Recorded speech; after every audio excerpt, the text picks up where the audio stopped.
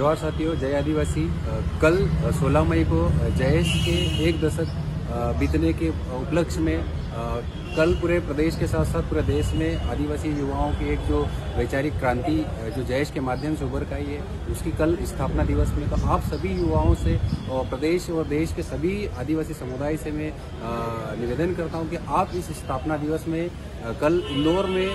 कार्यक्रम आयोजित किया जा रहा है, जिसमें आप सभी युवा साथियों से अपील है कि आप इस कार्यक्रम में ज़्यादा से ज़्यादा पहुँचे और जयेश के जो 1 दशक जो बीता है उसमें जयेश ने क्या खोया, क्या पाया और क्या हासिल किया और युवाओं को किस हद तक आदिवासी समाज के मुद्दों को प्रमुखता के साथ लेकर आया, इस पर तमाम मुद्दों के साथ हमारे जितने भी जयेश के वैचारिक पुराने साथी हैं कल एक मंच पर आकर इस कार्यक्रम में शामिल हो रहे हैं। तो आप भी इस कार्यक्रम का हिस्सा बने और इस कार्यक्रम के सहभागी बने और साथ साथ में आगे हम लोग जयेश के माध्यम से पूरे प्रदेश में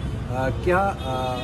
नया कुछ दे सकते हैं और हमारे समाज के मुद्दे, चाहे जल जंगल जमीन के मुद्दे हो, संविधान में दी गई 5वीं अनुसूची के मुद्दे हो, संविधान में दी गई 6ठी अनुसूची के मुद्दे हैं और तमाम आदिवासी समाज में शिक्षा, पलायन, गरीबी, बेरोजगारी, इन तमाम मुद्दों पर चर्चा करने के लिए हम लोग कल सभी पुराने साथी एकत्रित हो रहे। तो आप प्रदेश के प्रत्येक गांव से, प्रत्येक ब्लॉक से और प्रत्येक तहसील से और सभी जिले की जिलाध्यक्ष से और जयेश कार्यकर्ताओं के साथ साथ तमाम सामाजिक संगठन के युवाओं से अपील है कि इस कार्यक्रम में आप शामिल बने। कल स्थान इंदौर के आरआर गार्डन में जो चैत्रा मंडी के पास में है, वहाँ पर आप सुबह समय 11 बजे से शाम 5 बजे तक कार्यक्रम आयोजित। आप सभी समय का विशेष ध्यान रखें। जिसको मैं व्यक्तिगत तौर पे राजनीति से ऊपर उठकर देखता हूँ, उसमें पार्टी एक अलग हो सकती है, लेकिन हमारे लिए इस लोकतंत्र में किसी भी पार्टी के दल के अगर सम्मानित प्रतिनिधि है या पदाधिकारी है तो हमारे लिए तो सर्वे सर्वा हम उनको उनसे संबंध हमारे रहते हैं। तो माननीय मुख्यमंत्री जी को हमने शादी के लिए आमंत्रित किया, हमने सबको आमंत्रित किया, तो पार्टी का ऐसा कुछ नहीं है। एक भ्रम और अफवाह फैलाई जाती है। देखिए, ये अफवाह इसलिए भी होती है कि देखिए हम लोग अपनी बात स्वतंत्र रूप से करते हैं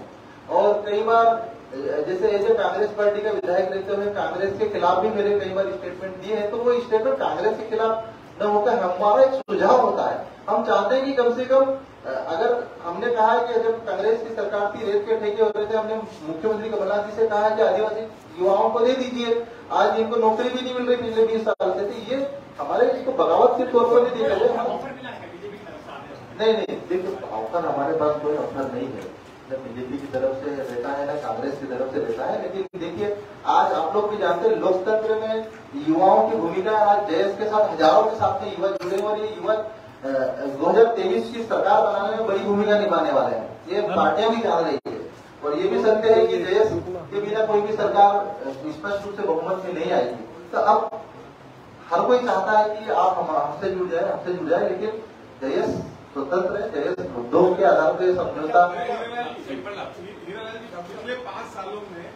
जयेश जो है वो पश्चिमी मध्य प्रदेश की सीमित था, मंडला, बालाघाट, वहाँ पर आपका देखिए क्या है, अभी तक हमारा आदिवासी समाज के जितने भी लीडर हुए या तो तहसील स्तर पे अपनी विधानसभा तक सीमित रहे हैं या लोकसभा तक सीमित रहे या संभाग स्तर पर सीमित रहे। जयेश बिना किसी गॉड फादर के आज पश्चिमी मध्य प्रदेश में जगह तो बनाए है, तो हम महाकौशल में भी जगह बनाए हैं। हमने बुंदेलखंड में, आप लोगों को भी जानकारी नहीं है, बुंदेलखंड में जयेश 4 सीट जीतेगा इस बार और जयेश के प्रति वहां पे इतनी दीवानगी है कि आप लोग अंदाजा नहीं लगा पाएंगे बुंदेलखंड में। तो जयेश हर जिले में पहुंचा है और ये बात अलग है कि मध्य प्रदेश में जयेश का प्रभाव सबसे ज्यादा है, लेकिन ऐसा नहीं कि सिर्फ मध्य प्रदेश, छत्तीसगढ़, झारखंड, उड़ीसा और राजस्थान, गुजरात, यहाँ पे भी जयेश और महाराष्ट्र, यहाँ पे भी जयेश की टीमें काम कर रही है। राजनीतिक रूप से जन जागरूकता वहाँ पे भी आई, पहले से तो काफी जागरूक हुए हैं। तो धीरे धीरे क्या है, अभी हमारे पास उतने ही संसाधन थे, इतने संसाधन थे, आज जयेश ने बीजेपी और कांग्रेस को छोड़ के अलग पहचान बना ली, हमारे लिए तो ये भी बहुत बड़ी बात है। मुख्यमंत्री शिवराज सिंह चौहान को कैसा आप देखते हैं, कितने आप उनको देखें 10 मिनट? देखिए, मुख्यमंत्री शिवराज सिंह चौहान की नजर आती है। अभी पार्टियां टिकट तो देती है, लेकिन ऐसे ही मतलब ऐसे लोगों को टिकट दे रही जो उनकी चापलूसी करते आए हैं, जो उनके झंडे उठाते आए हैं। उनको आज आदिवासी इलाकों में आदिवासी उप योजना का पैसा, जैसे उदाहरण के तौर पर अभी इस वर्ष आदिवासी 2023-24 का बजट 37,000 करोड़ रुपए का है। हमने सदन के भीतर भी ये बात कही है कि आप आदिवासी इलाकों में 37,000 करोड़ एक वर्ष का बजट है, वित्त वर्ष 2023-24 का। हमने सदन के भीतर भी कहा कि आप 37,000 करोड़ में से सिर्फ 7,000 करोड़ भी सही मायने में आदिवासी इलाकों में पहुंचा दोगे तो उतना विकास हो सकता है जितना 70 साल में नहीं हुआ है। अभी पैसा तो बजट में दिखा रहे हैं, लेकिन पैसा आदिवासी इलाकों में खर्च करने की बजाय ये अन्य इलाकों में, अन्य योजनाओं में, अन्य परियोजनाओं में खर्च कर रहे हैं। आदिवासी केवल और केवल सैलरी बांटने के लिए पैसा इस्तेमाल हो रहा है। तो हम डॉक्टर हीरा अलावा ने कांग्रेस के विधायक के तौर पे भी सदन में वही बातें रखी जो समाज के एक जनप्रतिनिधि को ईमानदारी के साथ उसका पक्ष रखना चाहिए। और हम सभी समाज के उन सभी युवाओं से ऐसी आशा और अपेक्षा रखते हैं कि आप उनका पक्ष जो रखना चाहिए वो रखिए। जो पिछले 70 सालों में आज आदिवासियों की दुर्दशा हुई है उसको सुधार करने के लिए, उसकी लड़ाई लड़ने के लिए आप नए युवाओं को मौका दे। पार्टी हमारी ऐसी आशा और अपेक्षा और हमारी दोस्ती इसी से लिए हम सबके प्रति सकारात्मक है। हम तो चाहते हैं कि राजनीतिक बदलाव आदिवासी समाज में होना चाहिए, नए युवाओं को मौका मिलना चाहिए ताकि पढ़े लिखे युवा मुझ डॉक्टर हीरा अलावा की तरह सदन के भीतर पहुंचे और अपना बात दमदारी के साथ रखें। ये भी बात कही जाती है कि आपने आदिवासी समाज को बंधक बना के रख रखा है और किसी युवा को आगे आने नहीं देते हैं और आप सारा महिमा मंडल आप ही बड़ी पार्टियों से, बड़े नेताओं से करते रहे। ये इस तरह की बात सामने आती है। आप सभी को मैं पत्रकार साथियों को बताना चाहता हूँ, डॉक्टर हीरा अलावा ने, मैं तो एक जयस में एक सामान्य कार्यकर्ता हूँ और आप लोगों को ये भी बताना चाहता हूँ जो संरक्षक का पद हमने, ये तो संवैधानिक पद नहीं है, इसमें हर समाज का व्यक्ति संरक्षक है। जयस में हर युवा संरक्षक है, क्योंकि समाज में जयस में हमने पदों का बांटने का सिलसिला, हमने कभी पदों के फेवर में हम रहे ही नहीं। राष्ट्रीय स्तर पे जयस की बॉडी में हमने किसी को राष्ट्रीय अध्यक्ष नहीं बनाया, प्रदेश स्तर पे हमने पहचान दिलाने के लिए बनाया है। तो डॉक्टर हीरा अलावा एक सामान्य कार्यकर्ता है, हम कोई पदाधिकारी नहीं है। हम जयस मतलब एक समाज जो मुख्य धारा में आज तक उस समाज को एक उसका प्रेजेंटेशन गलत तरीके से किया गया है, उस समाज की बात को मेरे जैसे युवा, पढ़े लिखे युवा, आदिवासी समाज का युवा उसका प्रेजेंटेशन सही मायने में मुख्य धारा की मीडिया में, मुख्य धारा के समाज में प्रेजेंट करे, हमारी भूमिका है। और मैं चाहता हूँ कि हर आदिवासी युवा, पढ़ा लिखा युवा इस भूमिका को ईमानदारी के साथ निभाए। तो इसमें और दूसरा आपका सवाल रहा है कि डॉक्टर हीरा अलावा ने और लोगों को आगे नहीं आने दिया। आप लोगों को मैं बताना चाहता हूँ, जब जयस नहीं बना था उससे पहले आदिवासी समाज के पढ़े लिखे युवाओं को कोई पहचान ही नहीं थी समाज में। सिर्फ उन्हीं लोगों की पहचान थी जिनके बाप दादा विधायक रहे, सांसद रहे हैं, जिनके बाप दादा मंत्री रहे हैं, उन्हीं के बेटे विधायक बने, उन्हीं के बेटे मंत्री बने और वही लोग, वही परंपरा चली। लेकिन जयस ने उस जो परंपरा थी, जिनके बाप बेटे राजा का बेटा राजा बनेगा, उससे लीक से हटकर एक अलग पहचान थी। और आज जयस के कारण प्रदेश में आदिवासी समाज के ऐसे युवा जो कभी तहसील से बाहर पहचान नहीं बना सकते थे, आज प्रदेश के लिए राष्ट्रीय स्तर पर पहचान बनाई। तो जयस ने आदिवासी समाज के ऐसे एक नहीं सैकड़ों युवाओं को एक नई पहचान दी, जो पहचान बीजेपी या कांग्रेस पिछले 70 साल में नहीं दे पाई, वो पहचान जयस ने दी युवाओं को। यही कारण है कि आज जयस समाज में लोगों का दिल जीतने के लिए, खासकर आदिवासी समाज और आदिवासी समाज के साथ साथ एसटी के साथ एससी, ओबीसी और पिछड़ा वर्ग के साथ सामान्य वर्ग भी आज जयस के प्रति दीवानापन देखने को मिलता है। आज हम हार जावा बड़वानी में जो अन्य वर्ग के लोग, वो भी जयस से बड़ी दिललगी के साथ जुड़ रहे हैं। मांझी समाज, बंजारा समाज, अनुसूचित जाति वर्ग, इनके अभी भोपाल में हमारे गठबंधन के कार्यक्रम हुए कि हम 2023 की विधानसभा में उन्होंने कहा कि हम पार्टी के साथ नहीं है, हम जयस के साथ हैं और जयस के साथ मिलकर चुनाव लड़ना चाहते हैं। तो ये हम लोगों ने, और जो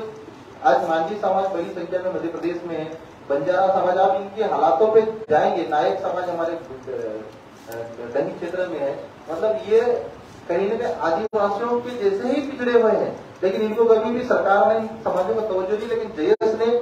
आदिवासी युवाओं के साथ साथ अन्य युवाओं को भी, अन्य समाजों को भी प्रमुखता से उनके मुद्दों को उठाया और हम आगे बढ़ा रहे हैं, ताकि सरकार का आज जयस के कारण मध्य प्रदेश में पैसा कानून लेके आई सरकार। पिछले 25 साल में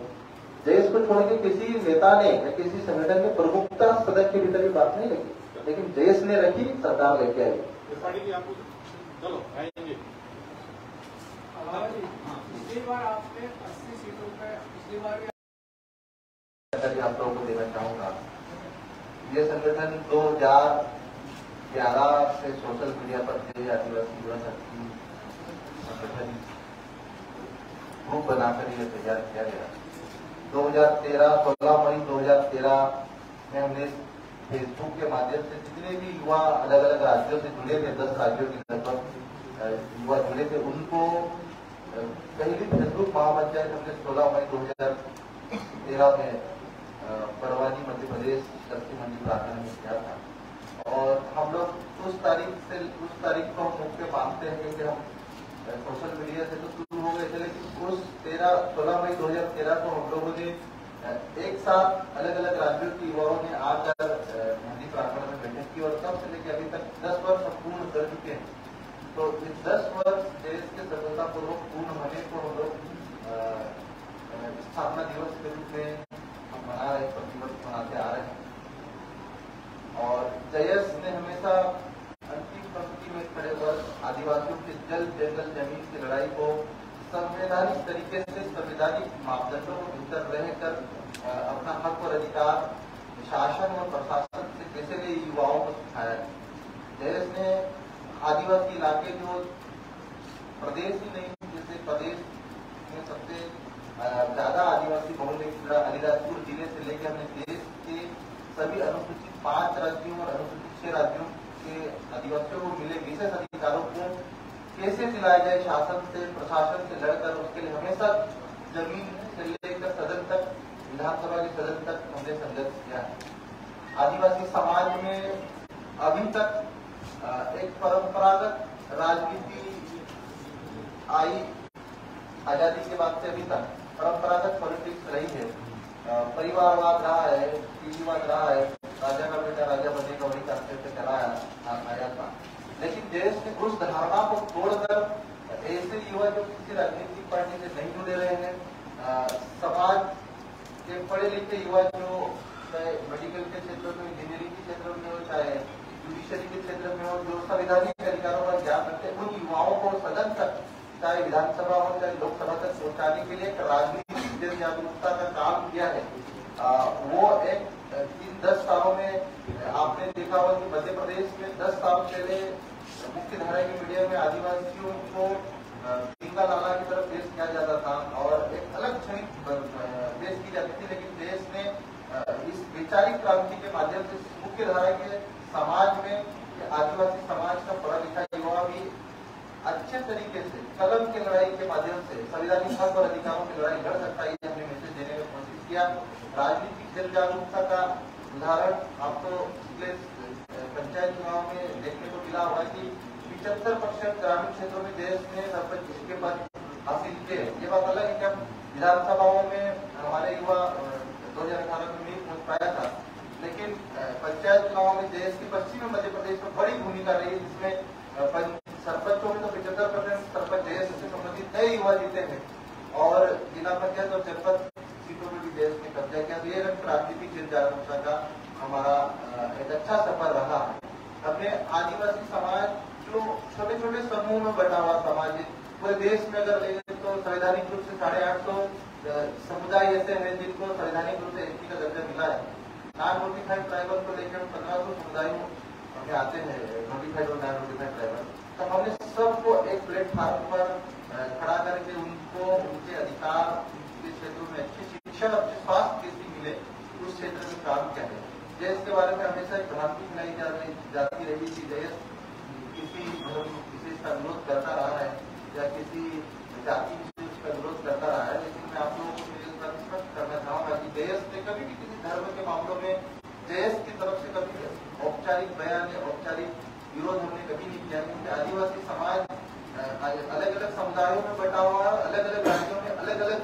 अपनी अपनी स्थिति परिस्थिति के अनुसार धार्मिक मान्यताएं उनकी है।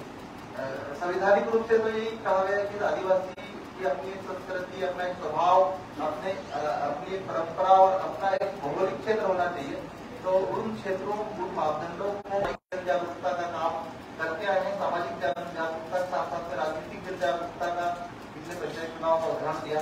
और अब हम लोग जब 10 साल का हमने सफर पूरा किया है और जब हम आज ये देखते हैं कि आज से 10 साल पहले जहाँ पर आदिवासी क्षेत्रों में विधायक का चुनाव लड़ने के लिए राजनीतिक पार्टियों को उम्मीदवार ढूंढना पड़ते थे, उनको पढ़ा लिखा कोई गांव में मिल जाए तो उसके लिए समस्या आती थी कि कोई योग्य उम्मीदवार उनको पहले उनको बनाना पड़ता था। लेकिन आज राजनीतिक जनजागरूकता जल जंगल जमीन की लड़ाई तो लड़ते रहा है, लेकिन जल जंगल जमीन क्या है और ये मुख्य धारा की मीडिया को समाज को नहीं बता पाया। इसका नतीजा रहा कि झारखंड हो, छत्तीसगढ़ हो या उड़ीसा हो, बड़ी संख्या में आदिवासियों को नक्सलवाद के नाम पे या उग्रवाद के नाम, पूर्वोत्तर के राज्यों में उग्रवाद के नाम पे इनको जेलों में डाला गया है और उनको कहीं से उनको प्रताड़ित किया गया है, कहीं से उनको उसके ऊपर फर्जी मुकदमे दायर किए गए। हाल ही में एनसीआरबी के रिकॉर्ड के अनुसार मध्य प्रदेश की जेलों में सबसे ज्यादा एसटी के कैदी बंद है जेलों में और उनके ऊपर बड़े मामले नहीं, उनके ऊपर शराब के मामले, जमीन के मामले, छोटे छोटे मामलों में उनके ऊपर प्रकरण दर्ज करके उनको जेलों में डाला गया। तो ये सब गंभीर मुद्दे हम लोग सदन से लेकर सदन के भीतर तक हमने हमेशा लड़ाई लड़ी। तो ये हमारा पिछले 10 साल का सफर रहा है। हमने आदिवासी इलाकों में टीएसटी, यूपीएससी और लाइब्रेरी खोली है कुछ जगहों पर, जहाँ पर गरीब आदिवासी बच्चे जैसे और भोपाल के बड़े शहरों में न पढ़ाई नहीं जा पाते, उसके लिए हमने स्थानीय स्तर पर भी व्यवस्था की। ये हम लोगों के काम रहे, हमने हमेशा सकारात्मक काम किया है। जैसे इसके बारे में अलग अलग भ्रांतियां फैलाई गई थी, जैसे टुकड़ों में दिखा गया जैस अलग धड़े हो गए, जैस पुलिस।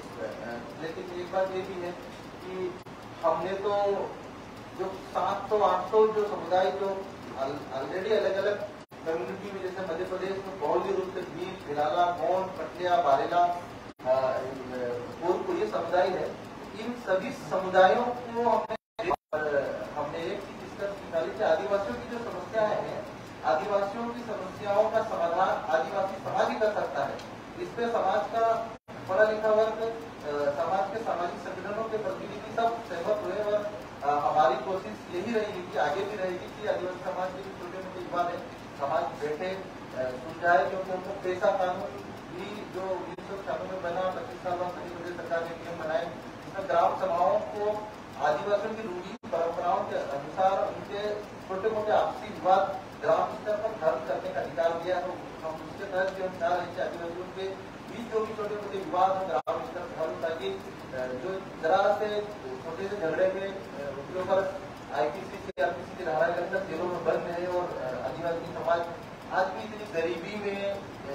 है कि वो अच्छे उनके नहीं कर पाता है। कई बार इस प्रकार की समस्या है और यही कारण है कि मध्य प्रदेश की जेलों में आदिवासी बंद है। मध्य प्रदेश में पिछले 10-15 सालों से देख रहे हैं कि भारतीय जनता पार्टी सरकार भले आदिवासी की बात करती रही है, लेकिन आज सबसे ज्यादा आदिवासी जेल में बंद है। इसका मतलब ये नहीं कि आदिवासी वास्तव में अपराधी है, इसका मतलब ये कि सरकार आदिवासी का सही मायने में न्याय नहीं कर पा रही है। सही मायने में अगर न्याय करती तो इतनी बड़ी संख्या में जेलों में बंद नहीं हो रही है। मध्य प्रदेश सरकार के ऊपर तरफ से लगाते हैं कि क्या आदिवासियों के ऊपर छोटे छोटे मामले आपने दर्ज किए हैं। इसमें मुख्यमंत्री शिवराज सिंह चौहान ने 2018 विधानसभा चुनाव से भी उन्होंने घोषणा करी थी कि आदिवासियों के ऊपर जो छोटे छोटे मुकदमे उनको वापस लेंगे, लेकिन सरकार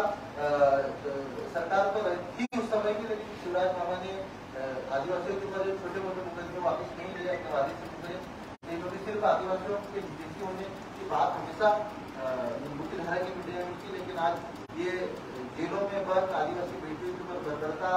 आदिवासी युवाओं की बेरोजगारी की जो बढ़ती दर पिछले 20 सालों में